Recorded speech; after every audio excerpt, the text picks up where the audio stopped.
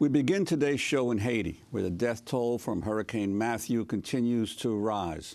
More than 330 bodies have been discovered so far as waters recede from the most powerful storm to hit the Caribbean in a decade. Across the country, some 15,000 have been displaced and 350,000 more are in need of assistance. The storm knocked out most electricity and phone service across the country. It also washed out a major bridge connecting southern Haiti to the rest of the country. Aid organizations are warning that food and water are scarce. Haiti is the poorest country in the Western Hemisphere, still recovering from a devastating earthquake 6 years ago that left more than 300,000 people dead and twice as many displaced. For more, we're joined by Haitian-American novelist Edwidge Danticat. She's speaking to us from Miami, Florida. Her new piece for the New Yorker magazine is headlined, "Facing Hurricane Matthew." Edwidge, welcome back to Democracy Now! From one hurricane target in Florida to another, Haiti. Can you talk about what you understand has happened in your home country, in Haiti? Good morning, Amy. Good morning, Juan. Thank you so much for having me once again. What I understand and what the world is starting to see is that parts of Haiti have been decimated. The images that were just emerging yesterday from the south, from Jérémie, from Port Salut, show that in some towns, in Jérémie, for example, something like 90% plus of the houses are either flattened or have lost their roofs. There was an enormous sea surge, so the sea came in pretty far inland, and that, of course, means that a lot of vegetation has been lost, a lot of farming, and there are places where it was close to harvest time, so that harvest is gone, and livestock for which people, especially people in rural areas, the livestock is like their bank accounts, and so much of that is washed away. So it's a case of extreme devastation that started, we started getting very low numbers in terms of the death tolls because there was no access to these areas, and there are areas to which there is still no access. So it's a very, very dire and grave situation, equal for some of the towns affected to the earthquake in 2010. And Edwidge, what about that situation? How has the government been able to cope, given the fact that it's still Haiti's still recovering from the earthquake of 2010 and also from the cholera epidemic that has continued to rage there? Well, I'm not in Haiti at the moment, but I've been following very closely on the radio. I think, like as in the case of 2010, and perhaps even more so now, I think no government is really, least of all the Haitian government, which is a provisional government, is prepared for something like that fully. It was so much more drastic. Haiti has not been hit by a storm like this in decades. So I think to what I've seen, the first job has been to assess even the damage. The interim president yesterday was able to do a flyover, I believe, with the U.S. Coast Guard and actually see the devastation that we are not all going to see. I think there's going to be a lot of coordination needed to reach the most remote areas. I think that's unlike the earthquake, which was primarily in an urban area and much more easily accessible. Now you have this devastation in some very remote areas that I fear that it will take the government or others international partners or aid organizations, local and international, that it'll take them a lot longer to get to people who are very desperate because, for example, people in rural areas they have strong interconnection and sometimes really have to rely very much on themselves, but their staple of their survival has been wiped away, and it's very hard to now get to them. So that's going to be, I think, the biggest challenge, because right now, the only way to get to some areas to even assess what's happened is by air. And we don't have access to a lot of to airplanes and helicopters and so forth, and where would they land in some cases.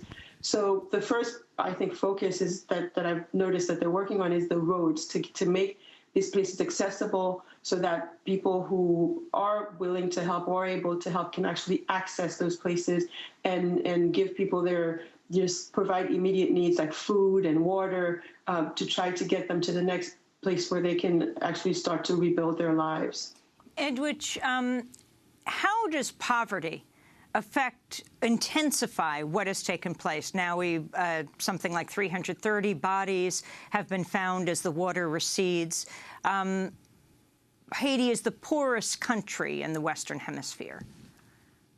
Well, it's going to aggravate the poverty and it's going to get so much worse. This is not an immediate disaster. It's not a today disaster. It's going to become an ongoing disaster.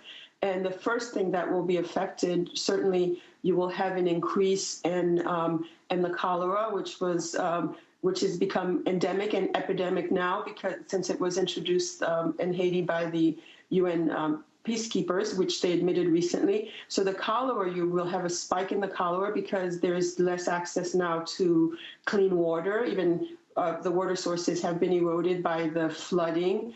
And the food insecurity will certainly rise because not only are people's immediate food supply reduced, but their ability now to plant for the next harvest, to use that, people who farmed, and we have a lot of subsistence farmers, and their resources have just been wiped out. And so I think you will have it's a long-term disaster. And that is something also people who are now going to go to seek to help should think about, not just the immediate effects of this, but it will most certainly deepen the poverty, especially rural poverty, which has always existed. But it's the fact that people's few resources now have been wiped away, and that they have to rebuild a home, and that they have to now find other ways to send their children to school. I think it will certainly aggravate the poverty that has already existed. Now, also you have to remember that this area, the South, which is an area that I go to often, that I know quite well,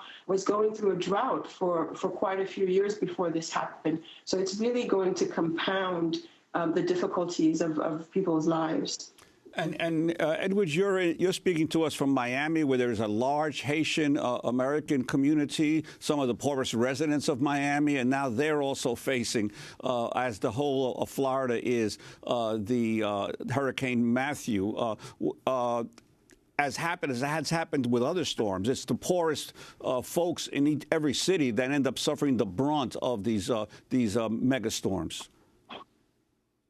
Yes, which is what we're seeing in Haiti. I think people, when they talk about Haiti, sort of as all these things are directed towards us. I mean, it's what's happening in Haiti is showing also how the poorest, the developing nations, really are the ones that carry the brunt of things like climate change and all of these effects. In Florida, we were thankfully in South Florida, where there is a very large Haitian population, we were thankfully spared the hurricane here.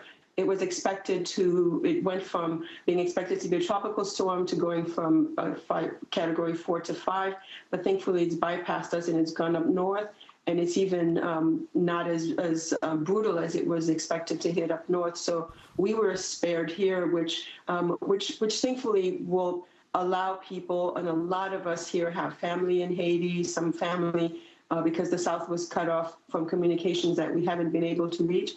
It's now the fact that the storm has bypassed us will allow a lot of Haitian families here to now focus a little bit easier on helping family back in Haiti and seeing what we can do for our loved ones and friends there. We're about to talk more extensively about climate change relationship with this hurricane. But I wanted to ask you, Edwidge, about the lack of discussion about climate change, so often affecting countries that have not been the source of the cause of climate change, but are so deeply affected by it, like your own Haiti. Well, absolutely. I think that discussion of climate change has to involve that aspect of it, because, and probably because these developing nations don't often have a voice at the table in this conversation of climate change, but end up being, as you said, the people who bear the brunt of it. And it's like people should see this storm as a kind of canary in the mine, because these storms are getting bigger and more frequent and having more devastating effects, and they are affecting people who are using the fewest of the world's resources, but are getting the brunt of the aftermath of these storms. But we also have to think, so goes all these, New Orleans. I thought Katrina would have taught us so much 10 years ago, but that discussion of climate change always excludes these events as sort of oddball events or once in a lifetime. But more and more we are seeing these storms, and people are actually suffering, as they are now in Haiti, as a result of climate change. We want to thank you so much for being with us. Edwidge Danticat is a Haitian-American novelist. She's speaking to us from Miami, Florida. Her new piece for The New Yorker, which will link to it, Democracy Now!, Facing Hurricane Matthew. This is